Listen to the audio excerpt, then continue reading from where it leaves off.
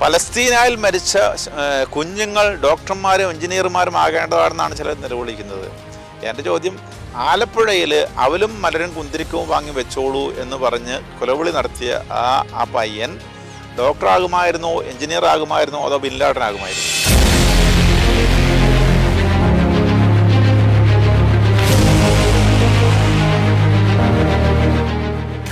ആഫ്രിക്കയിലെ നൈജീരിയയിലും മറ്റ് സ്ഥലങ്ങളിലും നൂറുകണക്കിന് ആളുകൾ കൊല്ലപ്പെടുന്നുണ്ട് ഒരു ദിവസം. ഇതൊന്നും ഇവിടെ ചർച്ചയാകുന്നില്ല. പഹൽഗാമിൽ ഇന്ത്യക്കാരെ പാകിസ്ഥാനികൾ വന്ന് തീവ്രവാദികൾ വെടിവെച്ച് കൊന്നപ്പോഴും ഇവിടെ ചർച്ച വരുന്നില്ല. അതേസമയത്ത് പലസ്തീനായിൽ ഇസ്രായേൽ പലസ്തീന അവർ യുദ്ധം കൊണ്ടിരിക്കുമ്പോൾ ഇവിടെ ഭയങ്കരമായ ചർച്ചയും വൈകാരിക പ്രക്ഷോഭങ്ങളുമാണ്. ഇതെന്തുകൊണ്ടാണ് അങ്ങനെ?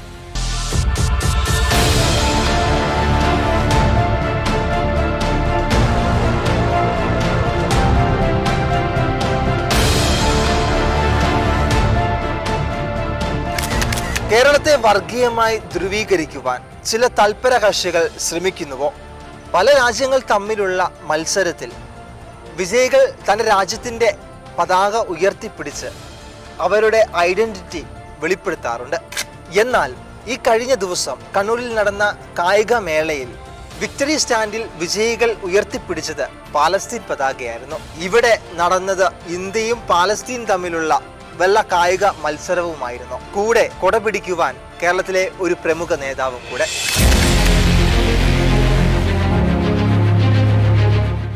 യുദ്ധം തുടങ്ങിയത് ഹമാസിന്റെ നിഷ്ഠൂര പ്രവൃത്തികൾ കൊണ്ടാണെങ്കിലും അവർ പിടിച്ചുകൊണ്ടുപോയ സാധാരണ ഇസ്രായേൽ പൗരന്മാർ അവരുടെ കീഴിൽ ബന്ദികളായിരിക്കുമ്പോഴും എന്തുകൊണ്ടാണ് കേരളത്തിലെ ചില ആളുകൾ ഹമാസിന് വേണ്ടി മുറവിളി കൂട്ടുന്നത്? നൈജീരിയയിലും മറ്റു ആഫ്രിക്കൻ രാജ്യങ്ങളിലും അനുദിനം നൂറുകണക്കിന് ക്രൈസ്തവരെ ഫുലാനി മുസ്ലിം തീവ്രവാദികളും ബൊക്കോ ഹറാമും കൊന്നൊടുക്കുമ്പോഴും അതൊന്നും കേരളത്തിൽ എന്തുകൊണ്ട് ചർച്ചയാവുന്നില്ല?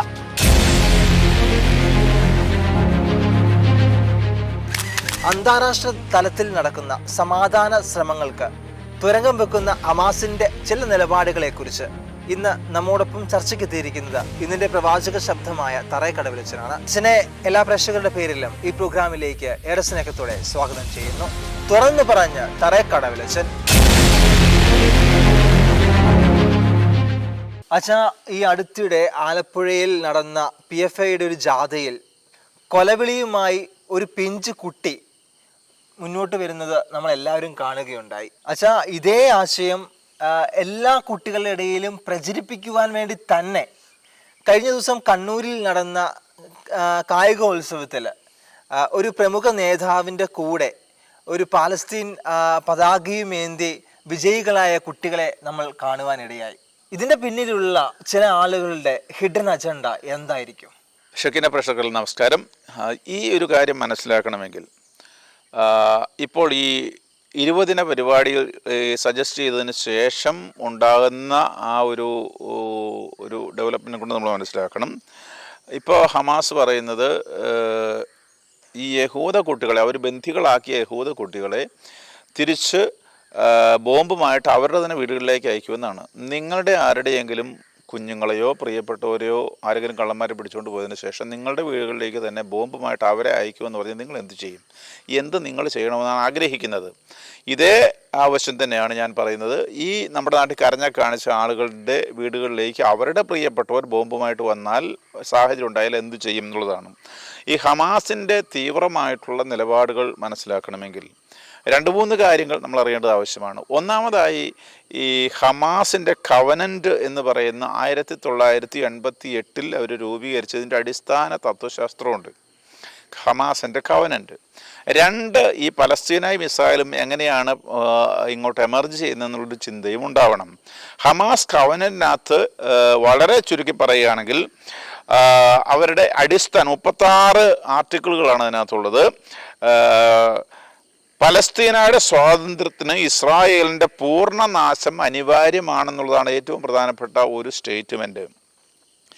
എങ്കിലേ അള്ളാഹുവിൻ്റെ നിയമമായ ശരിയ പ്രയോഗിക്കുന്ന ഒരു സ്ഥലമായിട്ട് അത് മാറുകയുള്ളൂ. എങ്ങനെയായിരിക്കും?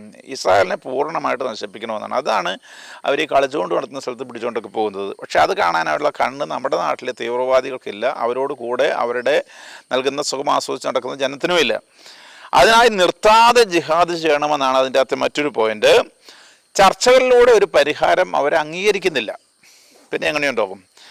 നാലാമത്, ഇതിനായിട്ട് പഴയ കാലത്തുള്ള കഥകൾ, വെറുപ്പിൻ്റെ കഥകൾ യഹൂദരെ കുറിച്ച് പ്രചരിപ്പിക്കണം, അതുപോലെ മറ്റ് കഥകളും ഇങ്ങനെ പ്രചരിപ്പിച്ചുകൊണ്ടിരിക്കണം എന്ന് ഇത് നമ്മൾ മീഡിയയിലൂടെ സ്ഥിരമായിട്ട് കാണുന്നുണ്ട്. ഇങ്ങനെ ഒരു പശ്ചാത്തലത്തിലാണ് ഇപ്പോൾ നടന്നുകൊണ്ടിരിക്കുന്ന ഈ സംഭവങ്ങൾ. ഇപ്പോൾ അവസാനമായിട്ട് ഇങ്ങനെ ഈ മക്കളെ പിടിച്ച് വീടുകളിലേക്ക് തിരിച്ചയക്കുമെന്ന് പറഞ്ഞല്ലോ നടന്നുകൊണ്ടിരിക്കുന്നത്. അച്ഛൻ പറഞ്ഞു വന്നപ്പോൾ എനിക്കൊരു സംശയം. കാനാൻ ദേശം ഇസ്രായേലിൻ്റെ ഒരു ദേശമായിരുന്നു. അത് അവിടെ പലസ്തീനയ്ക്ക് ഒരു രാജ്യമുണ്ടായിരുന്നോ, പ്രത്യേകിച്ച് അറബികൾക്ക്? ഇത് അറിയാനായിട്ട് നമ്മൾ ഈ നേരത്തെ ഇതിനെക്കുറിച്ചൊരു വീഡിയോ നമ്മൾ ചെയ്തിട്ടുള്ളതാണ്. രണ്ടാം ലോകമഹായുദ്ധത്തിൻ്റെ ആ കാലത്ത് നടക്കുന്ന ഈ യഹൂദ വംശഹത്യ, അത് യഹൂദരിങ്ങനെ ചതറിക്കപ്പെട്ടു. AD 72 ഇവർ പല ദേശങ്ങളിലേക്ക് ചെതറിപ്പോയി. ഈ അതിനുള്ള മുമ്പുള്ള കാര്യങ്ങളൊക്കെ നമ്മൾ തന്നെ പറഞ്ഞിട്ടുള്ളത്, നമുക്ക് അവൈലബിൾ ആണെങ്കിലും. അത് കഴിഞ്ഞിട്ട് ഇവരങ്ങനെ ജീവിച്ചു വരുന്ന അവസരത്തിലാണ് ഈ വംശഹത്യ ഉണ്ടാകുന്നത്. അപ്പോൾ അവർക്ക് ജീവിക്കാനായിട്ട്, സ്വതന്ത്രമായിട്ട് ജീവിക്കാൻ കഴിയുന്ന ഒരു രാജ്യം ഉണ്ടാകണം എന്നൊരു ആശയം അവരുടെ മനസ്സിലുണ്ടാകുകയാണ്. അങ്ങനെ അത് വന്നതുകൊണ്ട് ഇവർ സാവധാനം, അവർക്ക് രാജ്യം ഏതാണെന്ന് ചോദിച്ചാൽ അവർക്ക് പരമ്പരാഗതമായിട്ടുണ്ടായിരുന്ന രാജ്യം. അപ്പോൾ അവർ ഇസ്രായേലിലേക്ക് വരാൻ തുടങ്ങി. അതിനാളുകൾ പൈസ മുടക്കി തുടങ്ങി. അവിടെ ചെന്ന് സ്ഥലമൊക്കെ കാശ് കൊടുത്ത് മേടിച്ച് അവരവിടെ സെറ്റിൽഡ് ആകുന്നു. അങ്ങനെ ഈ അവസരത്തിൽ വേറെ പ്രശ്നങ്ങളൊന്നും അന്നേരമില്ല. ഈ ഇസ്രായേലോ പലസ്തീനോ അന്നേരം ഇല്ലെന്ന് വിചാരിക്കണം. ഇസ്രായേൽ നേരത്തെ ഉണ്ടായിരുന്നു മാത്രമേ ഉള്ളൂ. പലസ്തീന എന്ന് പറഞ്ഞൊരു സാധനമില്ല. പലസ്തീന എന്ന് പറഞ്ഞാൽ ഫിലിസ്തീനയുടെ നാട് എന്നുള്ള അർത്ഥത്തിലാണ് പാലസ്തീന എന്ന് പറയുന്നത്. അപ്പോൾ ഇവിടെ ഇപ്പോൾ അറബികളെ അനുസരിച്ച് ഫലസ്തീൻ എന്നൊക്കെ ആളുകൾ പറയുന്നേക്കാം. പലസ്റ്റൈൻ എന്ന് പറയുന്നത് ഫിലിസ്തീനയുടെ നാട് എന്നുള്ള അർത്ഥത്തിലാണ് അതിന് ദേശത്തിന് ആ പേര് തന്നെ വരുന്നത്. 1948 ഈ UN-ൻ്റെ മാൻഡേറ്റ് അനുസരിച്ച്, അല്ലെങ്കിൽ UN-ൻ്റെ നിർദ്ദേശം അനുസരിച്ച് 2 രാജ്യങ്ങളായിട്ട് തിരിക്കാൻ തീരുമാനിച്ചു. യഹൂദർക്കൊരു രാജ്യവും പലസ്തീനയ്ക്കൊരു രാജ്യവും, അതായത് അവിടെയുള്ള അറബികൾക്കൊരു രാജ്യവും. പക്ഷേ ഇത് അന്നുള്ള അറബികൾ സമ്മതിച്ചില്ല, അതിന് അവർ അഗ്രി ചെയ്തില്ല. ഇത് നമ്മൾ നേരത്തെ പറഞ്ഞിട്ടുള്ളതാണ്. അങ്ങനെ പറഞ്ഞപ്പോഴത്തേക്ക് ഇസ്രായേൽ 1948 ഇസ്രായേൽ സ്വന്തം രാജ്യമായിട്ട് പ്രഖ്യാപിച്ചു. ഉടനെ ചുറ്റുമുള്ള രാജ്യങ്ങൾ അങ്ങോട്ട് ഇടിച്ചു കയറി. അതായത് ജോർദാനും ഈജിപ്തും സിറിയയും അങ്ങോട്ട് ഇടിച്ചു കയറുന്നു. അങ്ങനെയാണ് ഇസ്രായേൽ 1949 യുദ്ധം നടക്കുന്നത്. ഈ യുദ്ധം നടന്നു കഴിഞ്ഞപ്പോൾ ഇസ്രായേൽ അതിൻ്റെ അവസാനമായപ്പോഴത്തേക്കും ഈ UN പറഞ്ഞതിനേക്കാൾ കൂടുതൽ സ്ഥലം അവർ പിടിച്ചെടുത്തു. അങ്ങനെ പിടിച്ചെടുത്തു കഴിഞ്ഞപ്പോൾ അന്ന് 7 ലക്ഷത്തോളം പലസ്തീൻ അഭയാർത്ഥികളുണ്ടായി. കാരണം ഇവർ പിടിച്ചെടുത്ത സ്ഥലത്ത് അവർ പോകണമല്ലോ. അങ്ങനെ ഉണ്ടായി. ഇവർ ജോർദാന് ഈ യുദ്ധത്തിൽ യോർദാൻ എന്ത് ചെയ്തു എന്ന് ചോദിച്ചാൽ വെസ്റ്റ് ബാങ്ക്, ഇപ്പോൾ വെസ്റ്റ് ബാങ്ക് യോർദാൻ രാജ്യത്തോട് ചേർത്തു. ഈജിപ്ത് ഗാസ ഈജിപ്തിനോട് ചേർത്തു. അത് കഴിഞ്ഞിട്ട് പിന്നെ 1950 സൂയസ് കനാലിനെ കുറിച്ച് ഇവർ ഒരു കൺഫ്യൂഷൻ വരികയാണ്, അല്ലെങ്കിൽ പ്രശ്നം വരികയാണ്. 1967 6 ദിവസം യുദ്ധം കൊണ്ട് ഇസ്രായേൽ തുടർച്ചയായിട്ട് വന്ന പ്രശ്നങ്ങളുടെ പരമായിട്ട് ഈജിപ്തിൽ നിന്നും സിറിയയിൽ നിന്നും ജോർദാനിൽ നിന്നും ഈ ദേശം മുഴുവനും അവർ പിടിച്ചെടുത്തു. അതാണ് 6 ദിവസം യുദ്ധം എന്ന് പറയുന്നത്. അങ്ങനെ ഗാസയും വെസ്റ്റ് ബാങ്കും ഇസ്രായേലിനകത്തുള്ള ഭാഗമായിട്ട് മാറി. അങ്ങനെ പറയുമ്പം പിന്നെയും നമുക്കറിയാമല്ലോ, കിഴക്കൻ ജെറൂസലേമൊക്കെ മറ്റേ ജോർദാൻ്റെ കയ്യിലിരുന്നതാണ്. അതല്ല ഇവർ പിടിച്ചെടുത്തു. ഗോളാൻ കുന്നുകൾ പിടിച്ചെടുത്തു. ഭൂമി 3 ഇരട്ടിയായിട്ട് അവരുടെ വർദ്ധിച്ചു ഈ യുദ്ധത്തിന് ഫലമായിട്ട്. യുദ്ധത്തിന് കാരണം ഇവർ തന്നെ ഇങ്ങോട്ട് ആക്രമിച്ചുകൊണ്ടിരിക്കുന്നതാണ്. അത് കഴിഞ്ഞപ്പോൾ കൂടുതൽ അഭയാർത്ഥികളുണ്ടായി.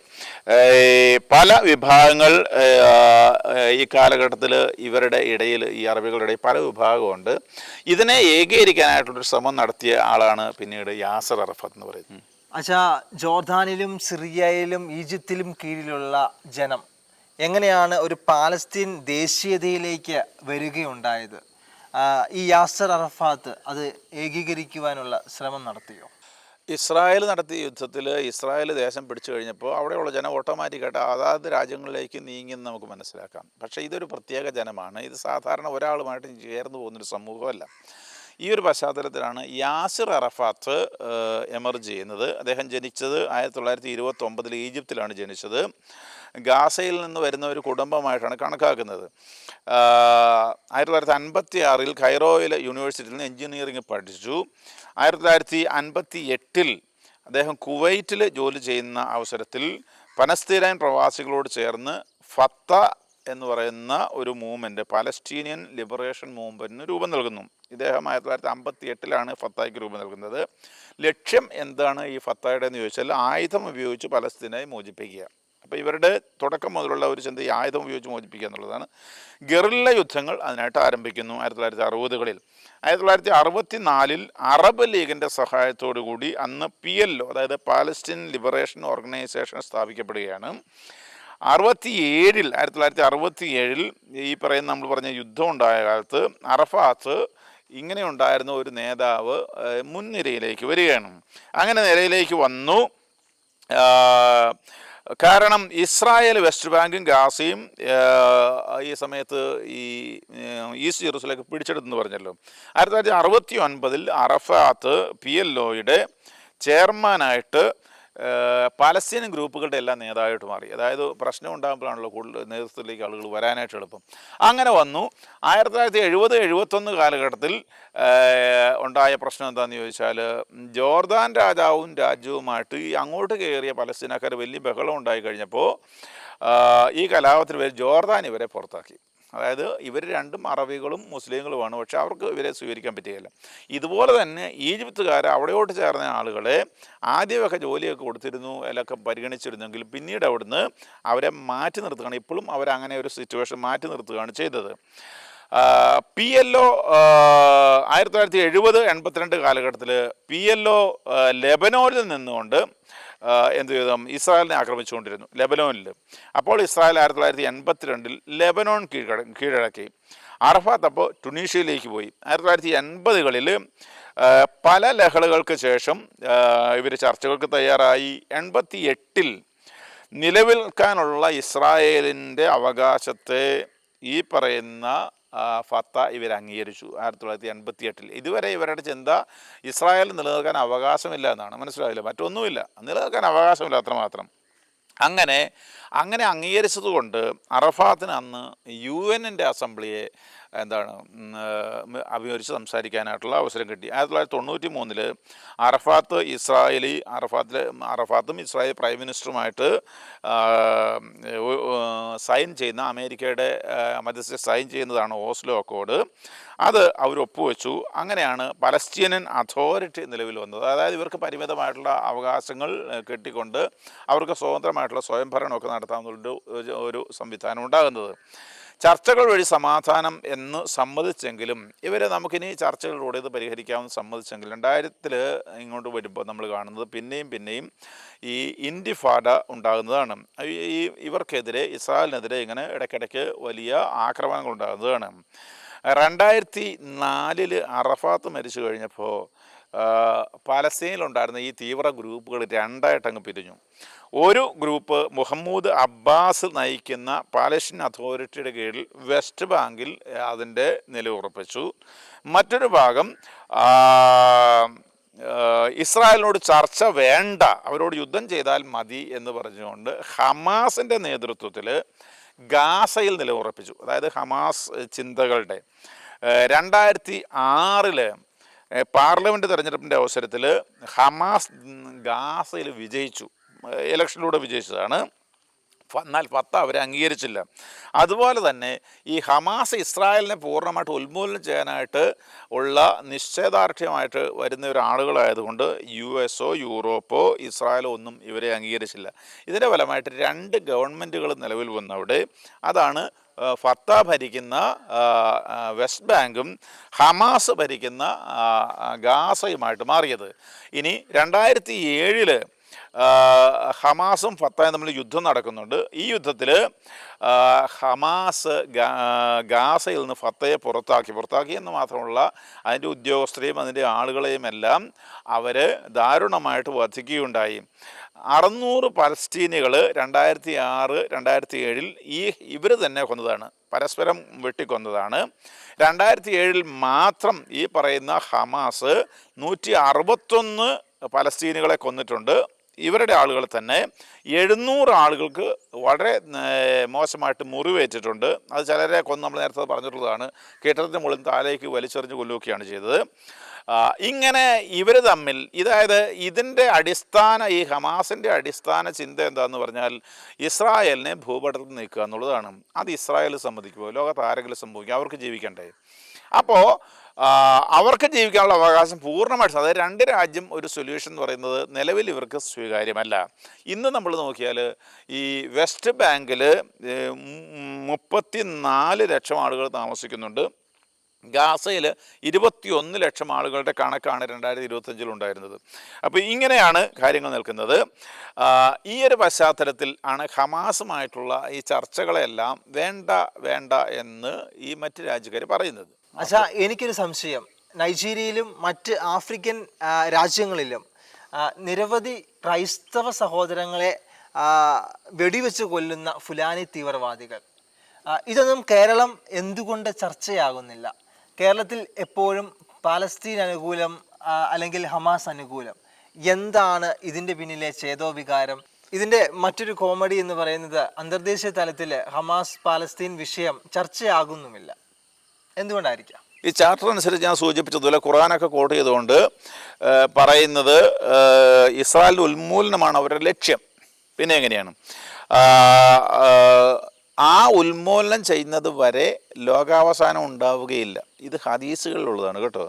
നമ്മൾ സഹീഹ് ബുഖാരിയുടെ 2926 3593 അല്ലെങ്കിൽ സഹീഹ് മുസ്ലിമിൻ്റെ 2921 അല്ലെങ്കിൽ ജമിയത്തിൽ തിർമിദിയുടെ 2236 വായിച്ചാൽ ഇതാ ഒരു യഹൂദൻ ഇവിടെ ഇരിപ്പുണ്ടെന്ന് അവിടെയുള്ള കല്ലുകളൊക്കെ വിളിച്ച് പറയുന്നത് വരെ ഒരു യഹൂദനും ഇല്ലാത്ത വിധത്തിൽ അവരെ നശിപ്പിച്ചാൽ മാത്രമേ ലോകാവസാനം ഉണ്ടാകുകയുള്ളൂ എന്ന് പഠിപ്പിച്ചതാണ്.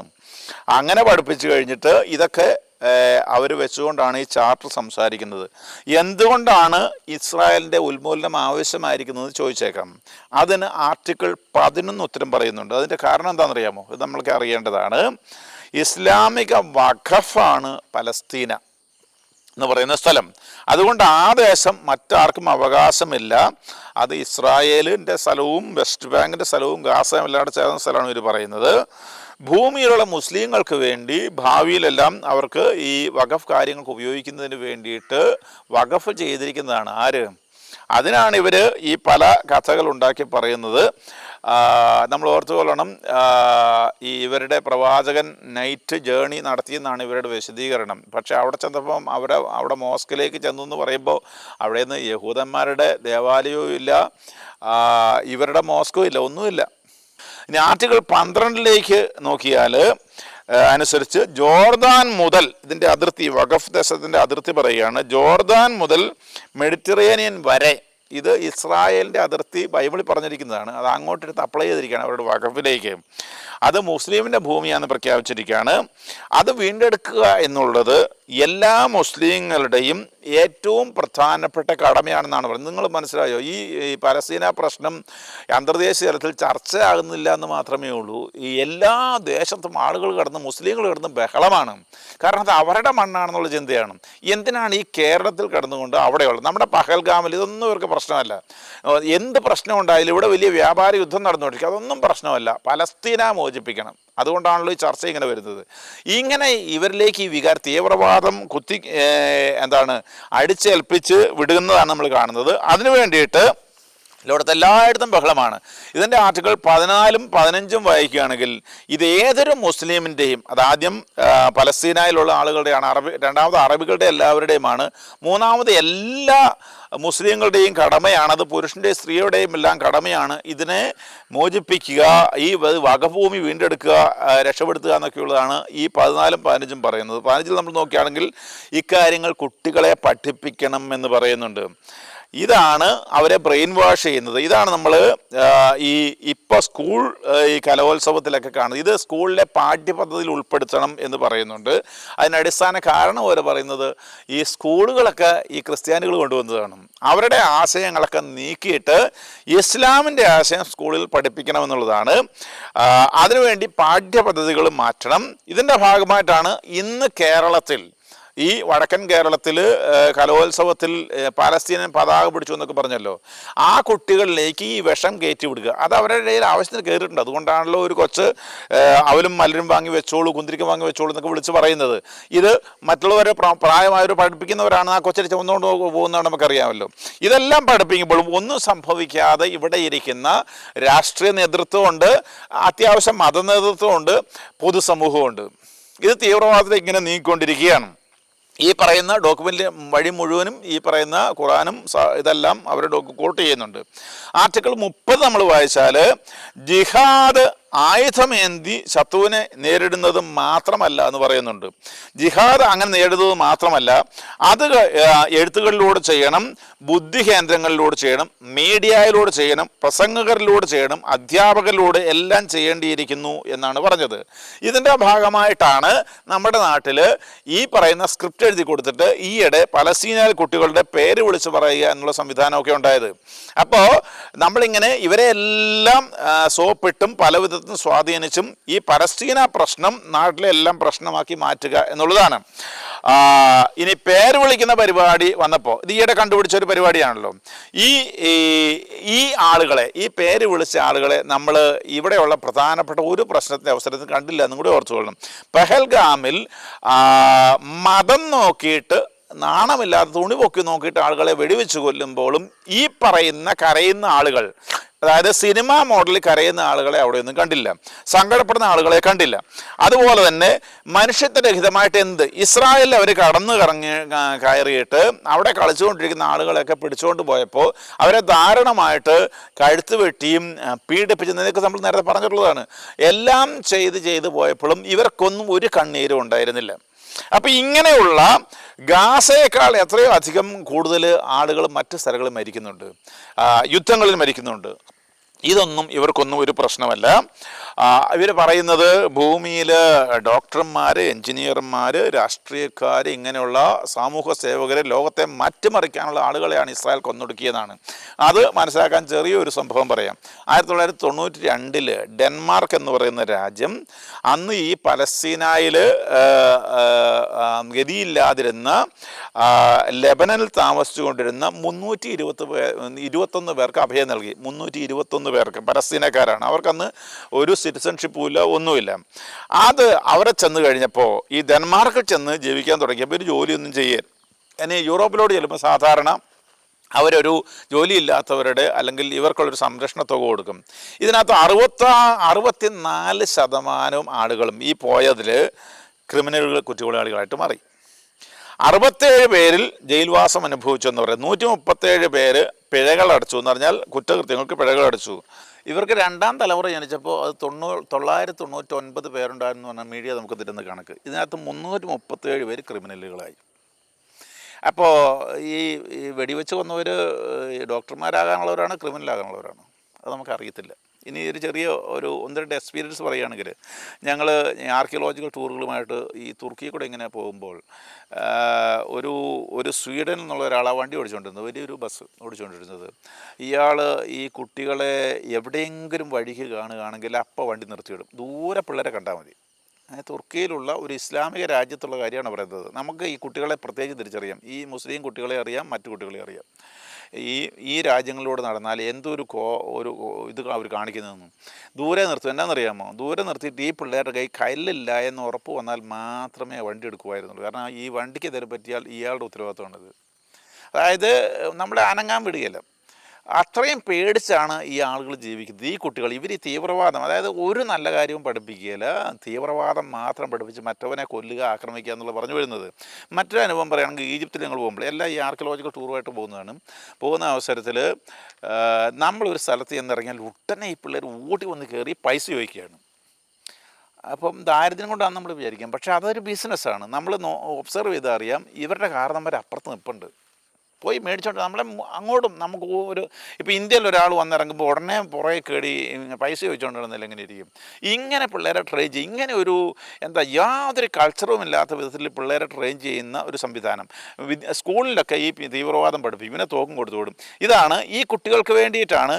ആ കുട്ടികൾ മോശമാണെന്നല്ല, കുട്ടികൾക്ക് ഒരു പട്ടി നല്ലതാണെന്ന് ആൾക്കാർ പറയും, പക്ഷേ പട്ടിക്ക് പേ പിടിച്ചാൽ എന്ത് ചെയ്യും? ഇങ്ങനെ ഈ കുട്ടികൾക്ക് വേണ്ടിയിട്ടാണ്, വേറെ ഒരു സ്ഥലത്തെയും കുട്ടികൾക്ക് വേണ്ടി നമ്മുടെ നാട്ടിലെ ഈ വലിയ കാര്യം പറയുന്ന ആളുകൾ കരയുന്നില്ല. ഇത് നമുക്ക് നേരത്തെ അറിയാവുന്ന കാരണം ഈ പെഹൽഗാം പ്രശ്നം ഉണ്ടായപ്പോഴും മീഡിയയിലുള്ള ആളുകൾ പാകിസ്ഥാന് വേണ്ടി, ഈ മീഡിയയിലുള്ള സിനിമാക്കാർ പാകിസ്ഥാന് വേണ്ടിയിട്ട് സംസാരിച്ച അവസരങ്ങൾ നമ്മുടെ നാട്ടിലുണ്ടായിട്ടുണ്ട്.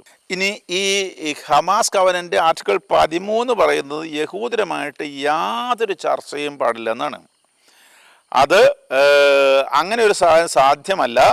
ഇസ്ലാം മാത്രമാണ് സത്യമതം. അതിനായിട്ട് ഖുറാനൊക്കെ ഒരു കോട്ട് ചെയ്യുന്നുണ്ട്. അതുകൊണ്ട് ജിഹാദ് മാത്രമാണ് പ്രശ്നത്തിന് പരിഹാരം. എങ്ങനെ ഉണ്ടാവും? അപ്പോൾ അതുകൊണ്ട് എല്ലാ ചർച്ചകളും വേസ്റ്റ് ഓഫ് ടൈം എന്നാണ് പറയുന്നത്. അതായത് സമയം വെറുതെ കളയുന്നതാണ്. ഇവിടെയുള്ള രക്തസാക്ഷിത്വം എന്ന് പറയുന്നത് അത് ജിഹാദാണ്. അതൊന്നെങ്കിൽ രക്തസാക്ഷിത്വത്തിൻ്റെതാണ് അല്ലെങ്കിൽ വിജയത്തിൻ്റെതാണ്. അപ്പോൾ ഇവരെ മരിക്കാൻ വേണ്ടി റെഡിയായിട്ട് വരുന്നവരാണ്. അതിനായിട്ട് തയ്യാറായിട്ട് ഈ കുട്ടികളെയൊക്കെ മനുഷ്യ കവചമായിട്ട് ഉപയോഗിച്ചുകൊണ്ടിരിക്കുന്ന ആളുകൾക്ക് വേണ്ടി കരയുന്ന വ്യാജ കരച്ചിലുകളാണ് നമ്മുടെ നാട്ടിൽ കാണുന്നത്. അപ്പോൾ ഇതിനെക്കുറിച്ചൊരു ബോധം പൊതുസമൂഹത്തിനെങ്കിലും ഉണ്ടാവണം. ഇനി ആർട്ടിക്കിൾ 20, 22 എടുക്കുകയാണെങ്കിൽ ആൻറ്റി-സെമിറ്റിസം, അതായത് യഹൂദർക്കെതിരെയുള്ള വിദ്വേഷം ഇങ്ങനെ പരത്തുക അവരുടെ പ്രോഗ്രാമായിട്ട് എടുത്തിട്ടുണ്ട്. ലോകത്തുള്ള എല്ലാ തിന്മകൾക്കും കാരണം യഹൂദരാണെന്നാണ് അവർ പറഞ്ഞിരിക്കുന്നത് 22-ൽ. ഇനി ആർട്ടിക്കിൾ 31 വായിക്കുകയാണെങ്കിൽ ഇസ്ലാമിൻ്റെ കീഴിൽ മാത്രമേ സമാധാനമുണ്ടാകൂ എന്നാണ് പറഞ്ഞിരിക്കുന്നത്. ഇസ്ലാം സമാധാന മതമാണെന്നാണല്ലോ പറയുന്നത്. എല്ലാവർക്കും അറിയാം സമാധാന മതമാണ്. പക്ഷേ ഇത് സമാധാനം അവിടെ മാത്രമേ ഉണ്ടാകുകയുള്ളൂ എന്ന് ചെറുപ്പത്തിലെ കുട്ടികളെ ഇങ്ങനെ പറഞ്ഞ് ബോധിപ്പിക്കുകയാണ്. അപ്പോൾ എന്തോ നല്ല കാര്യത്തിന് വേണ്ടി മരിക്കാൻ പോകുകയാണെന്നാണ് ഇവരെയൊക്കെ പറഞ്ഞ് ധരിപ്പിച്ച് വെച്ചിരിക്കുന്നത്. മറ്റ് മതങ്ങളുടെ കീഴിൽ മറ്റുള്ളവർക്ക് മറ്റേത് മതം വന്നാലും അവരുടെ കീഴിൽ മറ്റുള്ളവർക്ക് സമാധാനമായിട്ട് ജീവിക്കാൻ സാധ്യമല്ല. ഇസ്ലാം തന്നെ വരണം എന്നതാണ്. ഇനി ഇസ്ലാമിനെ ആരെങ്കിലും എതിർത്താൽ അവരെ സ്വീകരിക്കാൻ പറ്റുകയില്ല. ഇസ്ലാമിനെ സ്വീകരിച്ചുകൊണ്ട് എല്ലാവരും ജീവിക്കണമെന്നാണ് ഇതിൻ്റെ 31-ാമത്തെ ആർട്ടിക്കിളിൽ പറഞ്ഞിരിക്കുന്നത്. 36 ആർട്ടിക്കിൾസാണ് ഇതിനുള്ളത്. ഇതിൻ്റെ ഒരു നവീകരിച്ച ചാർട്ടർ 2017 ഇറങ്ങിയിട്ടുണ്ട്. പക്ഷേ അതൊരു നുണയാണ് എന്ന് പറഞ്ഞാൽ ഇങ്ങനെ ഒതുക്കി കാലത്തിനനുസരിച്ച് തക്കിയ സംസാരിക്കുന്നതാണെന്നാണ് പറയുന്നത്. ഇങ്ങനെയുള്ള ഒരു ചിന്താഗതിയുമായിട്ട് നടക്കുന്ന ഒരു സമൂഹവുമായിട്ട് എന്ത് ചെയ്യാൻ കഴിയും? ആർക്കെന്ത് ചെയ്യാൻ കഴിയും? ആ ഒരു സമൂഹത്തെ, ഈ ഒരു തീവ്രവാദത്തെ, മറ്റുള്ളവരെ എല്ലാം ഇല്ലായ്മ ചെയ്യണമെന്ന് ചിന്തിക്കുന്ന ആളുകളെ സപ്പോർട്ട് ചെയ്യുന്ന വെറും ആരായി മാറി എന്നാണ് നമ്മുടെ നാട്ടിലെ ആളുകളെക്കുറിച്ച് പറയേണ്ടത്. അപ്പം നമ്മൾ അത്രമാത്രം അധപ്പതിച്ചു സാറേ. എന്താണ് ലോകത്ത് നടക്കുന്നതിനെക്കുറിച്ച് യാതൊരു ചിന്തയുമില്ലാതെ നമ്മൾ സംസാരിക്കുന്നത്. ഇപ്പോൾ ഈരാറ്റുപേട്ടയിൽ പ്രകടനം നടക്കുന്നതായിട്ട് കണ്ടു. അവിടെ കുഞ്ഞുങ്ങളുടെ ശരീരം എന്ന വേദനയൊക്കെ പിടിച്ചുകൊണ്ട് നടക്കുന്നത്. പലസ്തീനയിൽ ഇത് കാണാം, അവർ ശവോടക്കം നടത്തുന്നത് കാണാം. പക്ഷേ ഇസ്രായേൽ പോലീസ് വരുമ്പോൾ അതെല്ലാം കണ്ട് ഇട്ടിട്ട് ശവോടെ അടക്കം ഇറങ്ങി ഓടുന്നത് കാണാം. ഇങ്ങനെയുള്ള വ്യാജ കഥകൾ ഇപ്പോൾ AI വന്നപ്പോൾ ഇഷ്ടംപോലെ ഉണ്ടാക്കിയെടുക്കാം. അതല്ലാതെ ഇങ്ങനെയുള്ള കാര്യങ്ങളൊക്കെ ചെയ്തുകൊണ്ട് ഈ പബ്ലിസിറ്റി കൊടുക്കുക എന്നുള്ള അവരുടെ പ്രോഗ്രാമിൽപ്പെട്ടതാണ്. അതുകൊണ്ട് അതൊന്ന് മനസ്സിലാക്കിയെടുത്തിരിക്കുക എന്നുള്ളതാണ് ഒരു നല്ല ഭാവിക്കുള്ള ഒരു മാനദണ്ഡം.